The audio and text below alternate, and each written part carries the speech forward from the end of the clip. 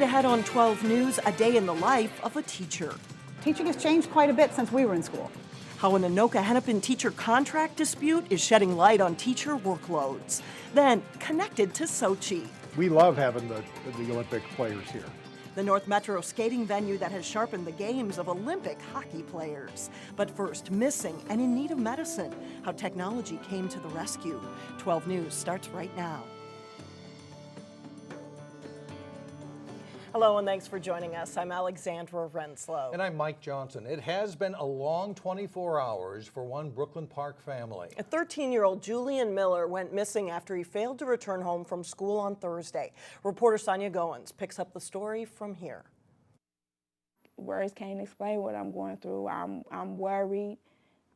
I'm scared. It's a mother's worst fear. Julian, please come home. Monica Miller's only son was gone. I haven't had any sleep. I haven't ate. I haven't seen him since 7:30 yesterday morning. Julian Miller left for Brooklyn Junior on Thursday morning, but he didn't return home when school let out. Normally he'd get in the door at 3:03, 3:30. I'm looking like, okay, where are you? Nothing. And that's when Monica got concerned and called police. And they was like, oh, he'll show up. You know, he'll show up. As the hours ticked by, Monica really started to worry. I've been praying. Her son has asthma and he didn't have his medicine with him. He has to take a lot of medicine, like 6 medicines every night. He could have an asthma attack. Monica used social media to get the word out about Julian's disappearance. Posting Facebook pictures, people responding, people praying. I can't do no more. She then used technology to track Julian down. I used the Sprint locator on my phone, and I went to the address last night to where the phone said that he was. That's not him, though? No, that's not him. We also went along with her as she tried to find Julian. I knocked on everybody's door within that area, and no one has seen him. Brooklyn Park Police used that same technology to track Julian down. They found him here at the Kensington Place Apartments, where he was roaming the halls. Were you just like walking on the streets and stuff?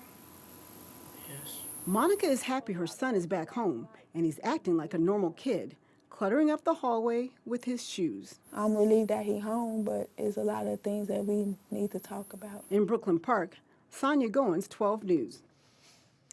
Brooklyn Park Police say when it comes to looking for missing children, it depends on the circumstances surrounding the disappearance. They say each case is different. And Brooklyn Park Police are investigating what they're calling a home invasion-style robbery. Shortly after 8 p.m. Thursday, 2 men forced their way into an apartment unit in the 5500 block of 69th Avenue. One of the men had a gun. There was one person inside the apartment when the intrusion occurred. That person was not hurt. It's unclear if the robbers knew the victim. As we went to air, no arrests had been made. Anoka-Hennepin School District officials, the teachers union, and a mediator will go back to the negotiating table 2 weeks from now. They've been trying to reach an agreement over a 2-year contract since last May. Teachers say they want a fair and competitive contract that recognizes their increasing workloads. So let's start For many teachers, the workday extends beyond their time in the classroom. Before and after school, there's just a myriad of things that are going on. What usually happens is I leave about 6:30 with a bag in my hand, still with things to do. There's finalizing lesson plans to grading papers. One writing would require 3 grades that I give back to the students because we have a new grading system in the elementary. Plus responding to emails and voicemails from parents and coworkers. We asked 2 veteran teachers in the Anoka-Hennepin School District to show us their after-hours work. Frustrations over ongoing contract negotiations have prompted teachers in the district to take action and start doing only the work required by contract during a school day. Well, we have approximately 2,800 teachers in the Anoka-Hennepin district. And so we have a lot of people doing something that's real difficult for them. The Anoka-Hennepin School District declined to comment on the ongoing negotiations, but issued this statement. Reaching a settlement is a top priority of the school board, and we continue to bargain in good faith. High school social studies teacher Jay Wilkins believes the 2.5% raise teachers are asking for is fair, considering he hasn't had a raise in 4 years, and he says his workload has increased due to the district closing buildings and changing schedules during the economic downturn. Well, I went from teaching 3 classes of like 30 kids, 90 students, to teaching 4 classes a day with 35 to 37 students. 140, 145 kids. According to the school district, salaries for K through 12 and special education teachers start at $37,000 and top out at $79,000 for advanced degrees and years of experience. Well, I think what we all want is a fair contract, one that's competitive. You know, I believe our students in Anoka-Hennepin deserve the pick of the best teachers out there. I want to make sure that people look at The Anoka-Hennepin district told us it's true about 23% of their teachers have not had a raise in 4 years. However, that group did receive a pay increase in 2009 when they moved on to their new schedule. All the snow this winter is taking a bite out of people's pocketbooks. Robbinsdale police say 35 cars were towed and many more were tagged during last Thursday's snow emergency. That snow came quickly during the height of the morning rush hour, and city crews struggled to keep up. And there's a reminder for motorists for the next storm. In an effort to, at least get folk around, Public Works did a single pass or a double pass up the centre of a lot of our streets, just to get folk around. Some folk, unfortunately, thought that was the end of the snow emergency, parked their vehicles out on the street, but the policy in this city is until it's ploughed curb to curb, we are still in a snow emergency. Snow emergencies in Robbinsdale are declared when there is 2 or more inches of snow.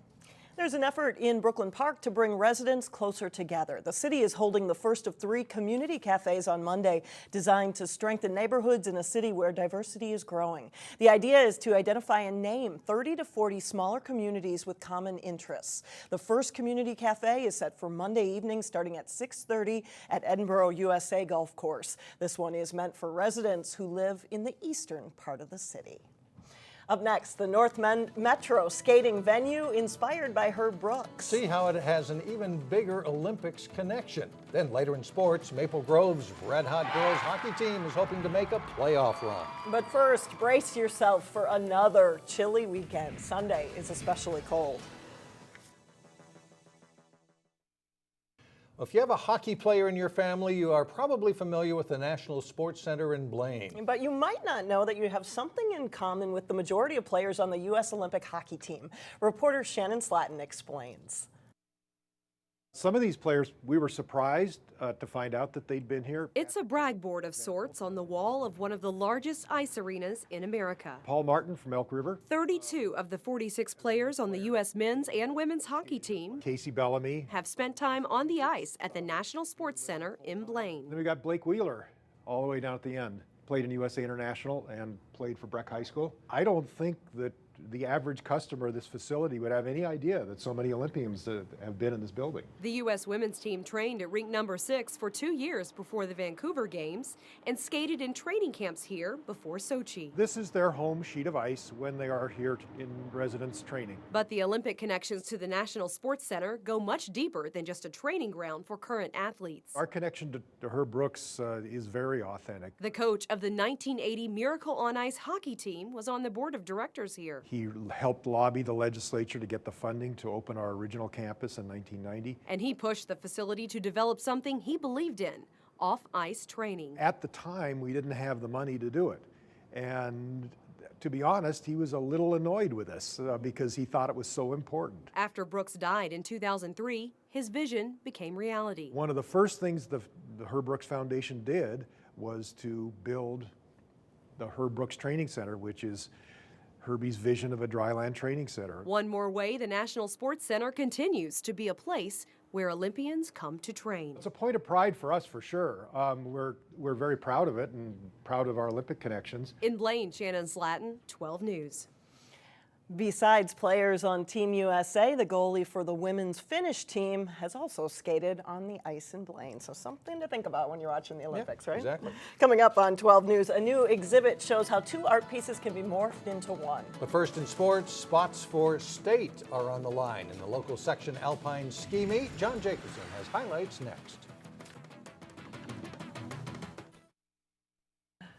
You're looking for a good hockey match this weekend, one close to home as the playoffs start in the sections. There should be some good ones in girls hockey Saturday, including the late game at Parade Ice Garden. Puck drop Saturday, a section playoff start for most of our local girls hockey teams. Red Hot Maple Grove is hoping to make some noise in the very tough Section 6AA tournament. The Crimson are on a 10-game winning streak entering the playoffs. That includes a win over top-ranked Hopkins a week ago. Despite a 17-5-2 record and great finish to the season, Maple Grove got just the number 5 seed in the 6AA tournament. It's a little annoying, but I think it's good because we can just show that we deserved a higher seed and beat Wayzata and beat Hopkins and make it to the section championship. It did definitely bother us, but we know we can beat them, so it's good to know we're the underdogs, and good opposites are definitely, they feel really good to win. So Saturday in the quarterfinals, Maple Grove takes on 4th seed Wayzata. They lost to the Trojans 2-1 earlier in the season, so they know what to expect in this matchup. I think they'll come out hard. I think they might come out a little too confident because they did beat us, but I think we're going to give them a run for their money this time. We didn't play our game that game. We're a different team. Maple Grove and Wayzata face off at 4:30 Saturday at Parade Ice Garden. Benilde meets North Metro at noon, and Armstrong Cooper faces Minnetonka at 2:15 prior to the Crimson Trojans game. While many local girls hockey teams start playoff action on Saturday, the Breck girls hit the ice for the quarterfinals in the Section 5A playoffs Thursday against the Minneapolis Novas. Second period, Breck freshman Grace Zumwinkle snapping off a shot for a goal. She nets a natural hat trick to start out for the Mustangs. Natalie Roberts to Amanda Navrato, and she scores for a 4-0 Breck lead. Third period, Zumwinkle's centering pass is tipped in by Leah Schwartzman. Breck goes on to win 6-0. They play Princeton Big Lake Becker in the semifinals on Tuesday. Still feels very much like winter, but the high school Alpine and Nordic ski seasons wrap up next week with the state meets. Alpine skiers from several local schools, including Wayzata and Breck, competed for spots at state Thursday. This is Laura Gove of Wayzata. She skis the second of her 2 runs in 33.11 seconds, finishing 11th, and she qualifies for state. Grant Bramer of Hopkins skis well. His second run is in 29.14 seconds. He finishes 3rd overall on the boys' side and also makes state. Connor Steffens of Wayzata, a good showing on his second run, 29.88 seconds. He finishes at 11th and is one of 3 Trojans to make state, along with Jared Heflin and Trevor Kamek. Madison Lee is the lone skier from Heritage Christian Academy. She skis her 2 runs in a time of 1 minute, 5.87 seconds. Lee makes state, finishing 7th. And this is Breck's Peter Kiesel. He places 2nd among boys and is headed to state for the 5th straight year. The state meet is next Wednesday in Bowabic. Nordic skiers from Wayzata, Maple Grove, and other schools went for spots at state in the Section 2 meet. Wayzata's Elena Sonenson starts first in the girls' skate race in the pursuit format. And she has plenty left in the tank at the end, winning easily in a total time of 34 minutes, 56 seconds as the Trojans dominate. Wayzata's Anna French glides in second, 35 seconds behind Sonneson, but well ahead of the next racers. And Wayzata takes the 3-4 spots, too. On the right, Nicole Schneider edges teammate Michaela Keller-Miller for 3rd. On to the boys, and Maple Grove Sean Heaton starts 4th. Mount Westonka Scott Harrison races to the title in a total time of 30 minutes, 42 seconds. Heaton of Maple Grove is headed to state after taking 4th place individually. His teammate Ryan Peterson grabs one of the last state spots, taking 7th place, and he is happy with his finish. Wayzata's boys are led by Carter Blankenship in 10th place on the right. The Trojans, top 4, all between 10th and 15th place, and they take the team title. Wayzata girls are state-bound with their section title. Eden Prairie is 2nd, Maple Grove 3rd, Rogers places 9th. Wayzata's boys take 1st to move on to state. Maple Grove is 2nd, Elk River 3rd, with Rogers in 9th place. In boys hockey, Wayzata and Edina met for the 3rd time this season, Thursday night in Edina. First period, Matthew Freitag gets around a defender and rings a shot off the crossbar for Wayzata. Later in the first, Dylan Malmquist picking up the puck and feeds Garrett Wade out front, and the Hornets score and take a 1-0 lead. Edina netminder Andrew Rokel, tough to beat. Brian Mahout skates in. Rokel shuts him down to keep the Trojans off the board. Second period, it's Rokel once again stopping Mahout in front. He makes 25 saves on the night. Trojans do beat him on this power play coming up. Mark Sendin's pass gets deflected in front, eventually getting to Hank Sorensen. His wrist shot finding the back of the net, and we are tied up. Still tied with 7 minutes left in the third when Edina's Pagliarnani beats Vaughn Aaron's high. Waite adds an empty netter as the Hornets remain unbeaten against Wayzata this season with a 3-1 win. And that's a look at sports for today. All right, thanks a lot, John. Coming up next in Weekend Showcase, 2 art pieces morphed into one. See how 2 local artists use technology to produce one vibrant work.